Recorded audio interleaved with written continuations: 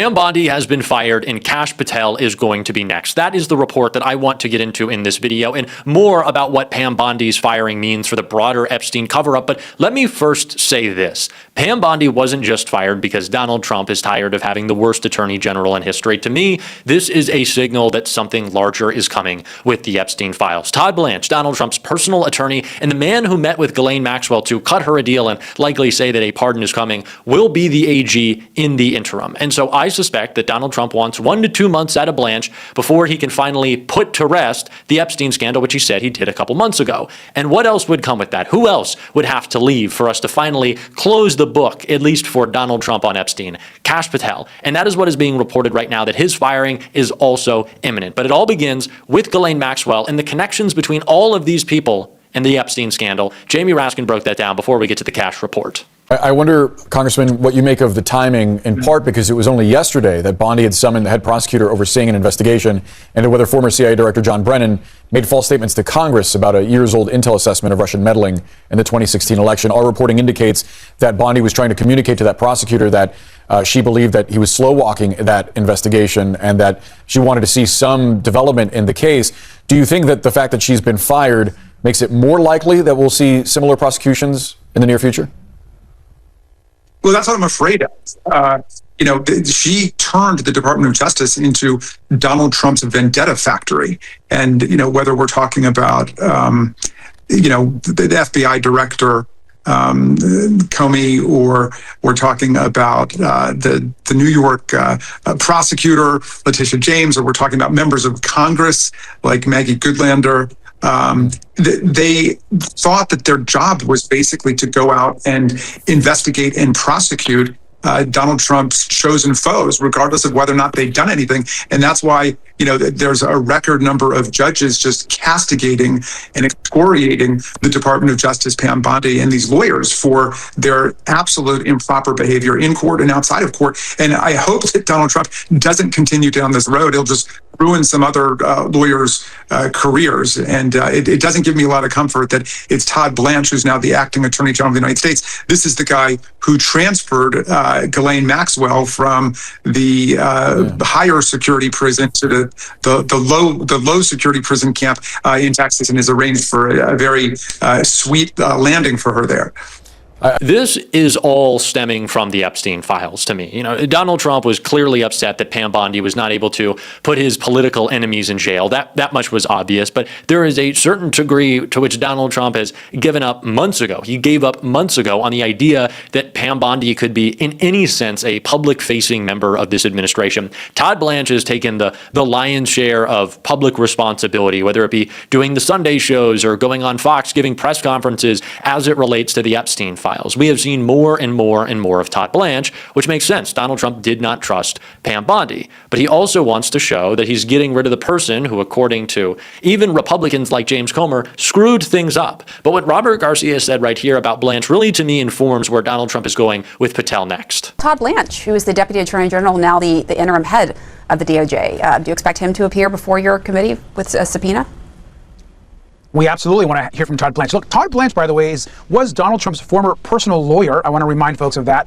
And this is the same person that moved Ghislaine Maxwell from a secure facility to this kind of, club-fed facility where she has roaming around. She's able to communicate. I think all of these things are connected. I really do. I think that the accountability that is coming to Bondi and Blanche, as well as Kash Patel, is something that Donald Trump wants to move away from ahead of the midterms. He already has the political nightmare that he's created with a war on Iran. And so Donald Trump is likely looking to move off of all of these people to 2 months more of Epstein as he escalates his war and then do a clean sweep. Now, I want to talk more about what I think that strategy, if you can call it that, will look like. But first, let's take a look at the report of why many believe Kash Patel is on his way out. Breaking. Possibility President Trump fires FBI Director Kash Patel soon. Poor former FBI agent Kyle Seraphin. A former FBI agent is reporting that Donald Trump could soon be firing Kash Patel. Why did Donald Trump start waging a war on Iran?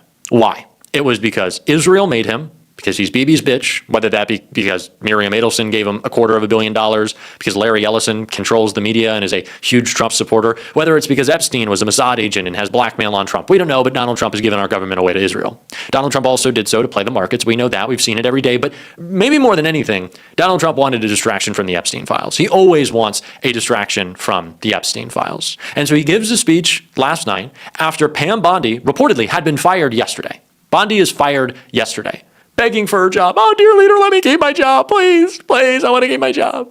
And it's funny that Bondi was fired just a month after some terrible testimony. Kristi Noem fired right after some terrible testimony. Kash Patel just gave some terrible testimony on Iran and got his emails hacked, horribly humiliating.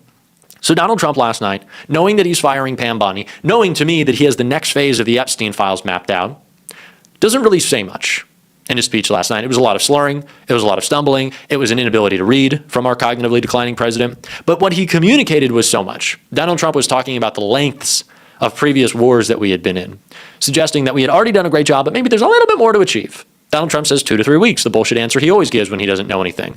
Pete Hegseth said it could be any number of days, any number of weeks. So it looks like they want to draw this out and escalate it. And what would be the perfect time to do so? As Donald Trump is making a final dump of Epstein files. That would be the perfect time. The media is stupid. They are. The corporate media is dumb as shit. They are bad at their jobs, and they do so purposefully because they are owned by people with an interest in making sure that Donald Trump gets everything he wants. CBS, state media. Fox, propaganda outlet, state media. CNN, kind of on the verge, already state media. Independent media, we actually get it done. Don, Midas, Breaking Points, Majority Report, Brian Tyler Cohen, holding it down. Lots of other names I could name. But Donald Trump sees this as an opportunity, in my mind, to go, oh, okay, maybe we do boots on the ground, 2 months, and in those 2 months, I roll out everything that I want on Epstein, put it all out there, the media can't focus, and then I fire Kash Patel, wrap it up at the end of this 2 months, Todd Blanche is gone, Pam Bondi's already been fired, and we say, all right, they didn't do a great job in the Epstein files, but we gave you everything, and so we're just moving on from that. And now the new DOJ and the new FBI will be about, cracking down on migrant caravans or some bullshit that Donald Trump will come up with. That's what he'll say. That's what Donald Trump will say. That'll be his answer. That is the next step. And anyone who doesn't want to talk about that is just simply not focused. Because Donald Trump is going to clean house, it seems. No more Bondi, Blanche is in the interim, and Kash Patel possibly being fired. So while all of that happens, and maybe they do more strategic Epstein dumps, yeah, I think that Donald Trump is going to be ramping up his war on Iran. I think that the ground invasion is imminent, and I think it will coincide with Donald Trump dropping more Epstein files. And I don't think he believed Pam Bondi was a suitable face to do so, and that she just couldn't communicate, that she's just become so much of a joke that she would not be able to spin for this regime, for this administration, and it just wouldn't work. And he wants one final last-ditch effort to air it all out and to pretend that we can just move on. But we cannot move on. Robert Garcia will not move on. Ro Khanna will not move on. Jamie Raskin will not move on. These people are going to continue to push. They have the entire time. And we owe a lot to a lot of folks. I don't want to overlook the other great Democrats on oversight and the Judiciary Committee. But Ro Khanna, this is a legacy marker for him. Robert Garcia, has anyone pushed more than he has and the work he's done on oversight? Jamie Raskin and the Judiciary? The firing of Bondi, ripping her apart so badly in front of Congress that she said he was a washed-up lawyer. Pam, what are you now? Jamie Raskin still got a job. He's the fucking superstar. You're boxed out. You're the old news. You're fucking mashed potatoes, okay? That's what you are, Pam Bondi. So who won that exchange? Those three, many other Democrats I could uplift, but those three, a testament to their commitment, standing up for survivors and standing up to this administration. But Kash Patel, I think, is next. I think they do a 2-month blitz, or a 2-week, or a 4-week. It doesn't matter. I think they do a blitz of Epstein and Iran, and they use that to distract the media. Well, Larry Ellison is purchasing CNN. And it's not like CNN's going to do any coverage. Are we being serious right now? CNN is going to do coverage. In the middle of Donald Trump's war on a sovereign nation on behalf of Israel, Jake Tapper did an 8-minute segment condemning Hassan Piker because he's not a journalist. He's a fucking hack for Israel, and he should get Netanyahu's cock out of his mouth. How about that, Jake? How about you do some actual reporting? Hey, you see Donald Trump's cognitive decline that you don't cover? Maybe you look into that. Maybe you write another book, Jake. God, embarrassing these people are. But that is my prediction. That is what I see happening. I don't think it's conspiratorial, if I could speak. I don't think it's conspiratorial. I think it's kind of in line with what Donald Trump has already done before. But what I think you're going to see right now is exactly what Donald Trump wants, at least in the right-wing media and from a lot of the right. And I want to give a big warning on this.